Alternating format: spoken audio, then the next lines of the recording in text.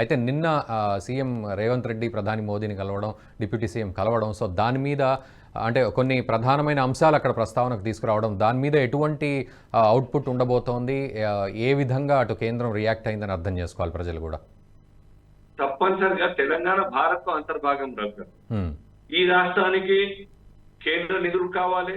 ఈ రాష్ట్రంలోని long pending సమస్యలు ఏమైనా ఉంటే రాష్ట్ర ప్రభుత్వం ప్రతిపాదించి సహకారం గివ్ అండ్ టేక్ పద్ధతిలో ఉండాలి. ఇది ఉంటుంది. రాష్ట్ర కేంద్ర ప్రభుత్వాలు సఖ్యతతోని అర్థం చేసుకొని ఒకరికొకరు సహకరించుకోవాల్సినటువంటి అవసరం ఉన్నది. Need of the day. గత సర్కార్ యొక్క పరిస్థితి వేరుంది. ఇష్యూస్ పెండింగ్ ఉంటే నాకు ఆక్సిజన్ లాగా ఉంటాయి కాబట్టి దాన్ని పెండింగ్ గానే ఉంచాలి, దూరం నుంచే మాట్లాడాలి, పోయేది లేదు, మెయింటైన్ చేసేది రిలేషన్షిప్. సో పెండింగ్ ఉంటే ఎలక్షన్లు వాడుకోవచ్చు ఆ ఇష్యూస్ అని చెప్పేసి భావించి చాలా టాక్టికల్ గా స్వార్థం కోసం ఈ యొక్క రాష్ట్రంలో ఆ యొక్క కేసీఆర్ సర్కార్ నడిచింది.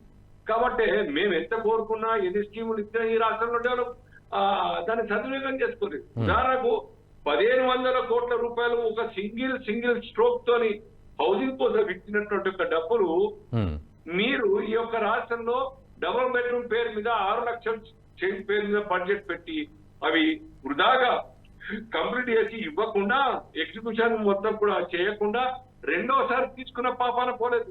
హౌసింగ్ స్కీమ్ ప్రధానమంత్రి ఆవాస్ యోజన 4 సంవత్సరాలు పొల్లు పోయిన వేస్ట్ అయిపోయినాయి. ఫస్ట్ ఇయర్ తీసుకున్నారు, ఇంకా ఎవరికి పొజిషన్ ఇవ్వలేదు హైదరాబాద్ లో కొన్ని తప్ప. ఆ రకంగా ఆయుష్మాన్ భారత్ యొక్క రాష్ట్రంలో అనేక లక్షల మందికి అవకాశం ఉండే వినియోగం కాలేదు. కేవలం జస్ట్ బికాస్ ఆఫ్ ఈగో అడ్డం ఇక్కడ ఇస్తే మోదీ గారి పేరు వస్తుంది, దవాఖాన పేరు మోదీ గారి ఫోటో ఉంటుంది, పేరు వాళ్ళకు చూద్దనే ఉద్దేశం. మూడోది 19 నుంచి 21 లక్షల సబ్జెక్టు కరెక్షన్, 21 లక్షల యొక్క రేషన్ కార్డు యొక్క రాష్ట్రంలో ఈ సర్కార్ వచ్చిన తర్వాత కట్ చేసినారు. ఇనేలిజిబుల్ కట్ చేయండి, కానీ ఎలిజిబుల్ ఉన్నారా లేరా ఇంకా సర్వే చేసి కొత్త రేషన్ కార్డు ఇవ్వాలి. ఇస్తే పంచాయతీ మన మోదీ గారి పేరు కావాలి. రేషన్ ఇచ్చే సర్కార్ ద్వారా, కేంద్ర సర్కార్ ద్వారా 100% నిధులన్నీ కూడా కేంద్ర సర్కార్ ద్వారా అవన్నీ ప్రజలకు తెలుస్తాయి. ఇంకెందుకు ఇవ్వాలా? కాబట్టి ఒక్క రేషన్ కార్డు ఇచ్చేయలేదు. ఈ రాష్ట్రం పేదలు లేరాండి. ఆ పేదలకు సర్కార్ యొక్క ఫలాలు అందంతా ఆ విషయంలో రాష్ట్ర ప్రభుత్వం తెలిసి కూడా పెండింగ్ లో పెట్టి అలాగే రైతు ఏ ఒక్కసారైనా కానీ ఈ యొక్క రాష్ట్ర ప్రభుత్వం సపోర్ట్ ప్రైస్ లో అడిషనల్ గా బోనస్ అనౌన్స్ చేసిందా, సపోర్ట్ చేసిందా? ఆ రకంగా ఎన్నడూ చేయలేదు. సో అంటే ఇప్పుడు శ్రీనివాస్ గారు అంటే అలాంటి పరిస్థితికి ఫుల్ స్టాప్ పడే పరిస్థితి ఉందా ఇప్పుడు? అలాంటి సిచ్యువేషన్స్ కి ఫుల్ స్టాప్ పడి ప్రోగ్రెసివ్ గా వెళ్లే పరిస్థితి ఉందంటారా ఇప్పుడు? ఉండాలి. ఎందుకంటే కాంగ్రెస్ పార్టీ కూడా రోజుగా కేసీఆర్ సర్కార్ మీద ఈ విషయాల మీద సందర్భం వచ్చినప్పుడు మాట్లాడింది. రేవంత్ రెడ్డి గారు 5 సెక్షన్స్ చాలా స్పెషల్ గా మాట్లాడినారు అనేక అంశాల మీద. ఈ పెండింగ్ లో ఉన్నటువంటి పక్కన పెట్టినటువంటి స్కీములు కేంద్ర సర్కార్ యొక్క ఇవన్నీ కూడా మంచి అవకాశం వచ్చింది రేవంత్ రెడ్డి గారికి. వారు కేంద్రంతో మోదీ గారితో సఖ్యతగా ఉండి ఆ ప్లీజింగ్ నేచర్ తోని హక్కుగా రావాల్సినటువంటి అడిషనల్ గా అవకాశం ఉన్న వాటిని కూడా సద్వినియోగం చేసుకోండి. మీ రిలేషన్స్ మెయింటైన్ చేసి అల్టిమేట్ గా రాష్ట్రం డెవలప్ కావాలి, రాష్ట్రానికి ప్రజలకు లాభం జరగాలి. అది సాధ్యమవుతుంది. సర్కారు మారింది కాబట్టి వీళ్ళ థాట్ ప్రాసెస్, వీళ్ళ మైండ్ పర్సెప్షన్ వేరుంటుందని చెప్పి నేను ఆశిస్తున్నాను. అవసరం కూడా ఇవాళ ఎంప్లాయ్మెంట్ కొత్త జిల్లాలు అయినాయి రఘు గారు, 33 జిల్లాలు అయినాయి. 33 జిల్లాల్లో ఏదో ఒక మోదీ గారి ఆలోచన, ప్రతి ఒక్క జిల్లాలో ఒక్కొక్క ప్రాంతంలో ఒక్కొక్క స్పెషాలిటీ ఉంటది. పంటల్లో కావచ్చు, లేకుంటే ఇండస్ట్రీస్ లో కావచ్చు. ఆ అవకాశాలని మనం సద్వినియోగం చేసుకోవాలి. ఆ ఇండస్ట్రీస్ రావడానికి, అటువంటి ఒక ఉత్పత్తులు పెంచడానికి మోదీ గారి సర్కార్ ఇవ్వడానికి సిద్ధంగా ఉన్నది. ఆ రకంగా ప్లాన్ ఆఫ్ యాక్షన్ తయారు చేసి సహకారం తీసుకోవాలి. ఆ రకంగా సాధ్యమవుతుంది. ఓవరాల్గా అంటే మరొక విషయం అండి, అంటే శ్రీనివాస్ గారు, సో ఇప్పటి వరకు కూడా ఎస్సీ వర్గీకరణ విషయంలో అసెంబ్లీలో దానికి సంబంధించి ఒక మాట ఇవ్వడం అయితే జరిగింది, కమిటీ వేయడం జరిగింది.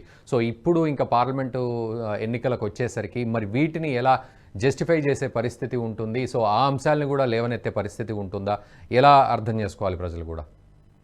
ఒకటి, ప్రధానమంత్రిగా మోదీ గారు స్వయంగా ఆ యొక్క అంశం మీద హామీ ఇవ్వడం జరిగింది. భాషామాషి మాట కాదండి. మనసా వాచ కర్మన మనసు నుండి డిసైడ్ చేసి ఆ యొక్క ప్రోగ్రామ్ కు గెస్ట్ గా రావడం జరుగుతుంది. కృష్ణ గారు పిలిచిన పిదప్ప. సో ఇది 100% అమలు చేసి తీరుతుంది పార్టీ.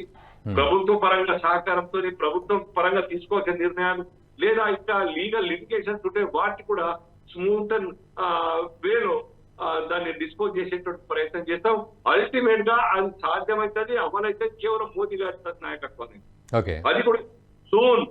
ఈ లోపల గనక సుప్రీంకోర్టులో ఉన్నటువంటి అంశాన్ని డిస్పోజ్ చేసేటువంటి ప్రక్రియ మొదలైతే with in no time it can be solved. Rest of the things government notification రాకముందు, ఈవెన్ షెడ్యూల్ రాకముందు కూడా కావచ్చు, మాట ఇచ్చిన. వన్స్ కోర్టులో డిస్పోజ్ అయితే డెఫినెట్ గా గవర్నమెంట్ పరంగా మ్యాటర్ ఆఫ్ డేస్ మాత్రమే, నాట్ వీక్స్ ఆల్సో. సో అది చేస్తారు. ఆ విశ్వాసం వారికి ఉన్నది, ఆ దళిత వర్గానికి ఉన్నది, మా అందరికి ఉన్నది. మేము ఇచ్చిన మాట తప్పకుండా చేస్తాం. అది మా యొక్క ప్రాక్టీస్ లో నిరూపించుకునే సందర్భాలు అనేకంగా ఉంటాయి. ఈ విషయంలో కూడా అనగారినటువంటి మాదిగ జాతిని అప్లిఫ్ట్ చేయాల్సిన అవసరం ఉన్నది. అది మా బాధ్యత. ఈ వీడియో మీకు నచ్చినట్టయితే లైక్ చేయండి, 10 మందికి షేర్ చేయండి. అలాగే కామెంట్ల రూపంలో మీ అభిప్రాయాలను మాతో పంచుకోండి. Nationalist hub group of channels ను సబ్స్క్రైబ్ చేసుకుని తెలుగునాట జాతీయవాద జర్నలిజాన్ని ప్రోత్సహించండి. ఈ వీడియో కింద ఉన్న బెల్ ఐకాన్ పై క్లిక్ చేయడం మర్చిపోవద్దు.